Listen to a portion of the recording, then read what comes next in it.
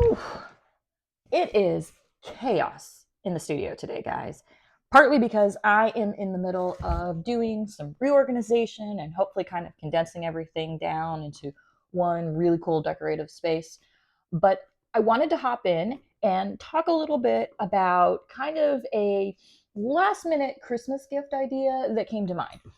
Now, I know I've mentioned before, I do have one little one, and this time of year, you kind of have to remember not only gifts for family and friends, but you also got to cover things like teachers and coaches. And I wanted to share this quick and super affordable gift idea that I came up with.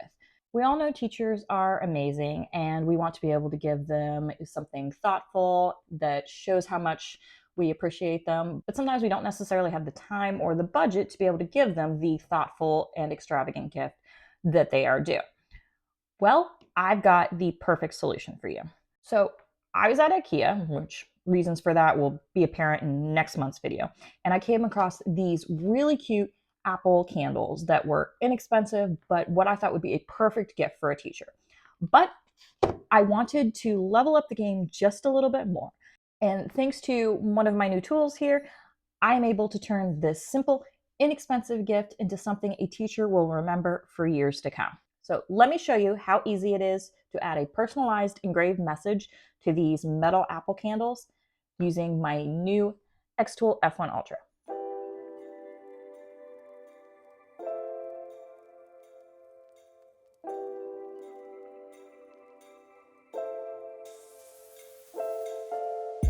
First things first, I need to attach the candle to my Xtool RA2 rotary.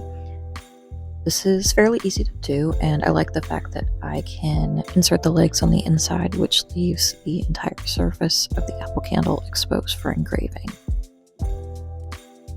Once I have it attached, I then take the time to level and center it so that it lines up perfectly inside the software.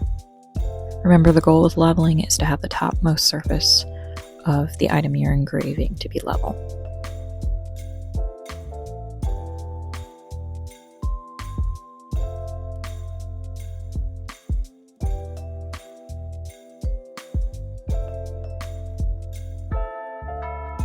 I've gone ahead and added in the text that I want to engrave into the software, and I have lined it up on the green line, which is the start of the rotary engraving. This line is also lined up on where the green level line is on the device. Sometimes it's not always center in your image due to the angle of the camera lens, so just keep that in mind.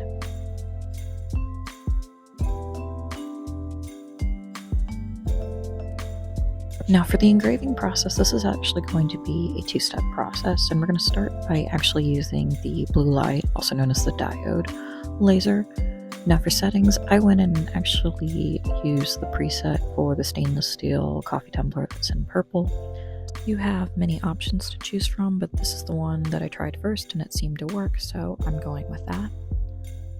Once I have the settings loaded, for the blue light, I go ahead and use framing to make sure it's exactly where I want it to be, and then I hit process.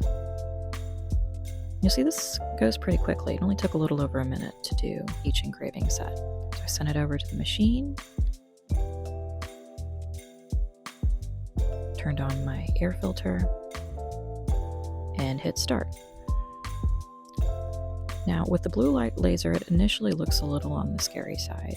It almost looks like it's burning off the paint, and it looks like quite a mess.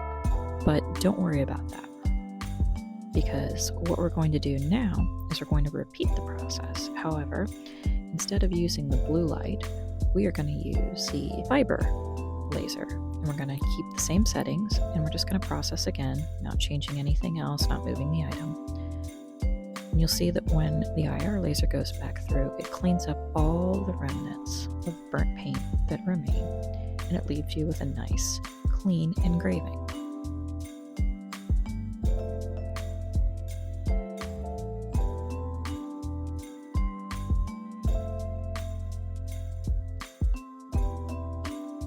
To clean this up, all I did was use a microfiber cloth and give it a soft buff with a little bit of water.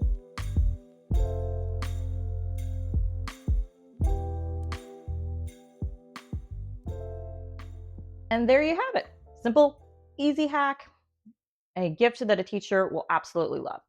All right, so that's it for today's video. I hope this guys helps you out with any last minute teacher gifts you need to do this week.